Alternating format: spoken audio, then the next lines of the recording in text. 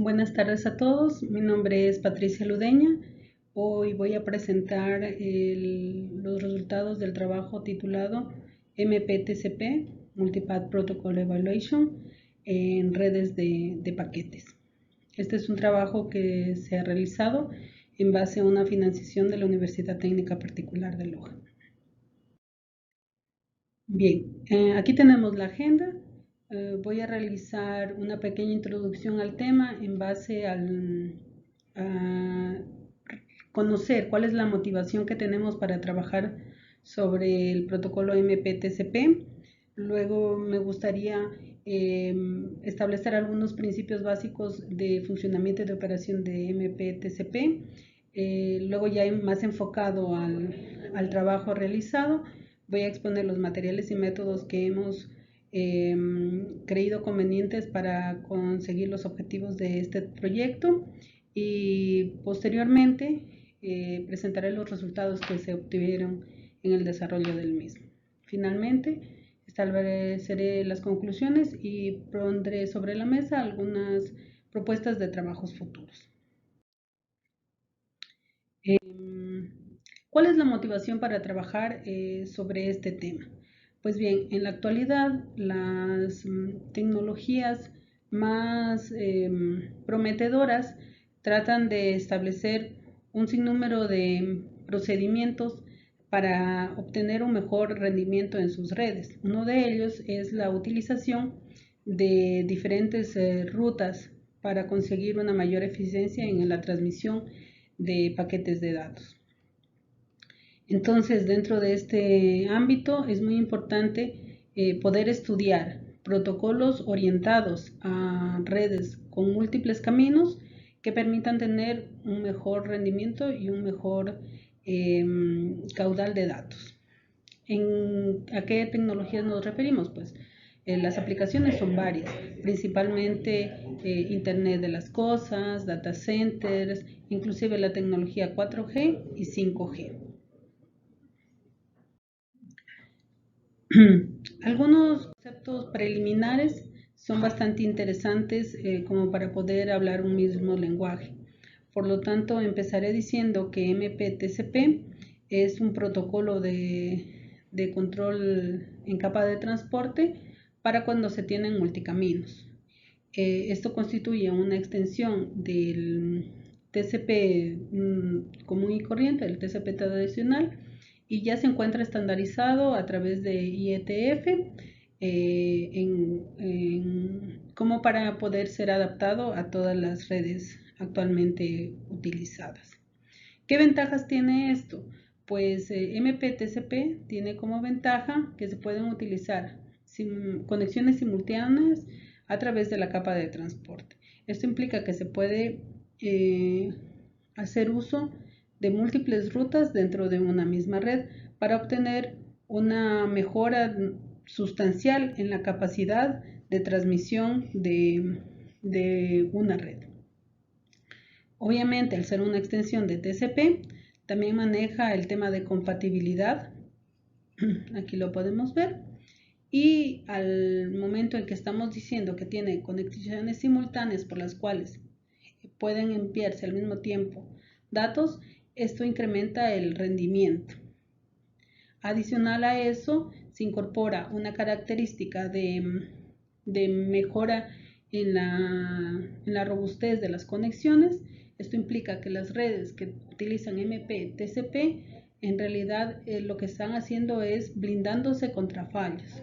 Es decir, que al momento en que estamos utilizando MPTCP, lo que logramos es que si alguno de los caminos por los cuales estamos transmitiendo falla, los demás funcionarían como enlaces redundantes y podríamos salir de la situación.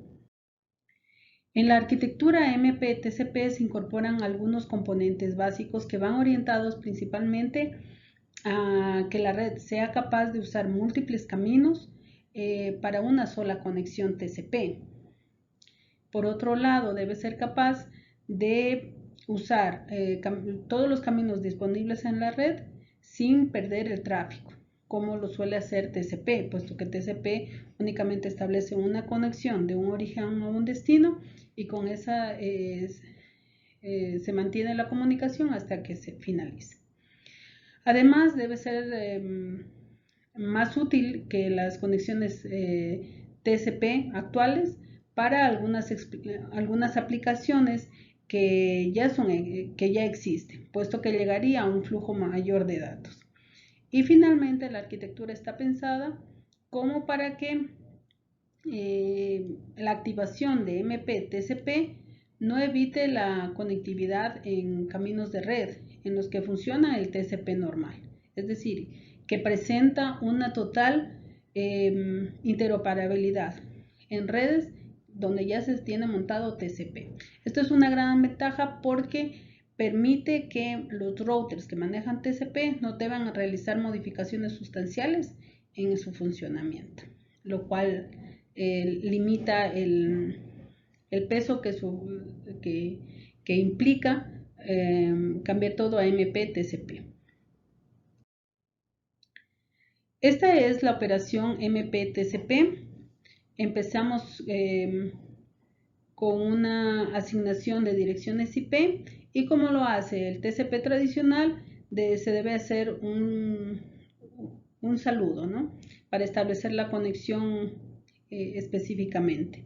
Luego se ve qué flujos son los que tienen capacidades MP-TCP. Si esos flujos y sobre todo los equipos por los cuales van a transmitirse no tienen capacidades para establecer MP-TCP, se establece una conexión TCP normal. ¿Sí? Esto garantiza, como había comentado, la interconexión. Y por otro lado, si se puede montar MP-TCP, se establece una conexión, pero con una agregación de subflujos. Para cada una de estas conexiones se plantea un subflujo y se comienza a transferir los datos. Luego, entonces lo que tendríamos es en paralelo varias conexiones TCP. Y al momento en que se acaba de transferir los datos, pues al igual que lo hacemos con TCP, debemos cerrar cada una de las conexiones que hemos abierto. Entonces, dentro de los objetivos que nosotros tenemos dentro del trabajo es comprobar que MP-TCP tiene un buen rendimiento versus TCP para redes IoT. Para ello se han definido diferentes escenarios. Dentro de la topología que se ha predefinido vamos a tener un solo origen, un solo destino y varios nodos en el centro, ¿sí? Los nodos que se pueden tener son dentro de 3 escenarios, tenemos para 10, 20 y 30 nodos por escenario en una simulación de 10 segundos y el tráfico total que vamos a tratar de transmitir son 2 gigabits a una velocidad de 2 megabits por segundo y el tamaño máximo de paquetes va a ser 1024 bytes. Como habíamos comentado, el objetivo es evaluar el rendimiento de MP-TCP versus TCP y el tamaño del segmento será de 1024 para evitar las subdivisiones. Las métricas que se van a evaluar son rendimiento, tamaño de la ventana y jitter. El rendimiento es la cantidad de datos recibidos que son válidos en un cierto tiempo. Para eso deberíamos dividir el total de bytes recibidos para el tiempo de la simulación. El tamaño de la ventana determina el número de segmentos que la fuente puede enviar hasta esperar un ACK del receptor. Esto asegura que la capacidad de la red no se ha excedido. Si acabado el tiempo no se tiene un ACK, se determina que el paquete ha sido perdido. Y eso implica que debemos, por un lado, revisar el tamaño de la ventana y en otro momento y en otro aspecto deberíamos retransmitir esos paquetes. Finalmente, la última métrica de evaluación es el jitter, que es la variación de la latencia, es decir, la variación del retardo dado en milisegundos. Esto implica que si tenemos una diferenciación en los retardos, vamos a tener un mayor jitter. Y lo estamos utilizando para determinar los niveles de congestión de extremo a extremo. Dentro de los resultados tenemos primero la evaluación del rendimiento. Como se puede ver en las gráficas, el rendimiento para las redes de 10, 20 y 30 nodos es bastante definitorio. En azul tenemos el comportamiento de MP-TCP y en naranja tenemos el comportamiento de TCP. Como podemos ver, MP-TCP en primer lugar termina mucho antes que TCP. ¿Esto por qué lo realiza? ¿Por qué se da de esta forma? Es porque MP-TCP está enviando por diferentes rutas en paralelo los datos, de tal forma que lo que está haciendo es enviar muchos más datos a la vez, ¿sí? Entonces, para todos los escenarios, el de 10, 20 y 30 nodos, obtenemos resultados similares. MP-TCP transmite muchos mayores datos, mucha mayor cantidad de datos y termina en un tiempo menor que TCP. En las siguientes gráficas vemos la evaluación en las ventanas, en el tamaño de la ventana. Nuevamente lo que vemos como un color verde es MP-TCP del primer subflujo, lo de azul es MP-TCP del segundo flujo y lo del tomate es MP-TCP del tercer flujo. El flujo agregado, es decir, la sumatoria de los tres subflujos para MP-TCP es lo que está en color melón sombreado y TCP es lo que está con un verde oscuro. Entonces, como podemos ver, TCP maneja un nivel siempre estático, maneja siempre el mismo nivel de transmisión, de tamaño de ventana para la conexión, mientras que MP-TCP maneja un tamaño variable, dependiendo de los requerimientos y dependiendo del uso que se esté haciendo de las rutas. Adicional a esto, podemos ver que para cada uno de los subflujos se tiene tiempos muy cortos de resolución. Por ejemplo, 3.91 es el máximo para 10 nodos, mientras que TCP necesita llegar hasta los 10 segundos para poder transmitir todos los datos, ¿sí? En todas las gráficas se comprueba el mismo comportamiento, mientras TCP mantiene constante un tamaño de ventanas, pues MP-TCP tiene un tamaño adaptable a las condiciones de la red, lo cual es muy bueno porque trata de evitar el tema de congestión. Finalmente, en la evaluación del jitter, podemos ver que con 12 nodos, el jitter para TCP es mucho mayor, por cuanto se puede tener múltiples interferencias dentro del camino seleccionado para la comunicación de TCP. Este comportamiento, obviamente un poco disminuido, también se tiene para 20 y 30 nodos. Sin embargo, en conclusión, podemos determinar que el jitter para TCP es mucho mayor que para MP-TCP.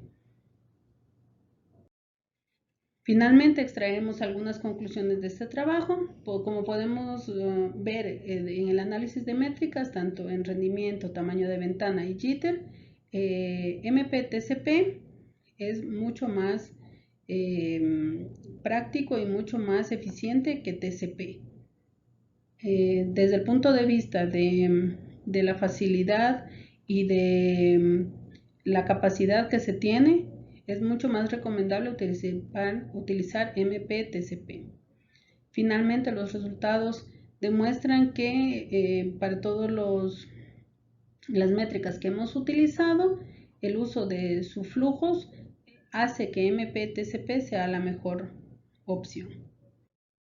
Como trabajos futuros podemos explorar el rendimiento de MP-TCP para otros tipos de redes, por ejemplo redes VANET, e incorporar la evaluación de este y otros protocolos específicamente a nuevas tecnologías como lo es Internet de las Cosas.